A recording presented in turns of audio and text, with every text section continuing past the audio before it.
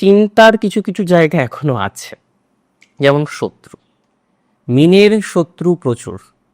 বহু মীন রাশি জীবনচক্রে বহুবার সমস্যা ফেস করেছেন। যে প্রবলেমটার জন্য সমস্যা আপনার হয় সেটা হলো শত্রু নিয়ে। আর এই শত্রু আপনাকে একটা বড় সড়ো কঠিন সমস্যার মধ্যে এনে দাঁড় করায়।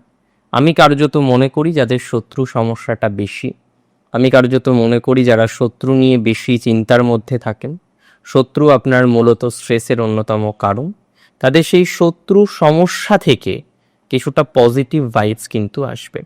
শত্রু সমস্যা মিটে যাওয়ার কম্বিনেশন আমরা দেখতে পাবো ধীরে ধীরে। তবে এ মাসেও শত্রু যে থাকবে না এরকম কোনো ব্যাপার নয়। বিশেষ করে গুপ্ত শত্রু কিছু থাকতে পারেন। হ্যাঁ, ইনলজ রিলেটেড যে শত্রুতা এতদিন আপনি পেলেন, ইনলজের দিক থেকে যে শত্রুতার জায়গাটা মাত্রা অতিরিক্ত ছিল, সেখানে কিছুটা রিল্যাক্সেশন আসবে। ইনলজ রিলেটেড শত্রুতা কমে যাওয়ার সম্ভাবনাটা বেশি।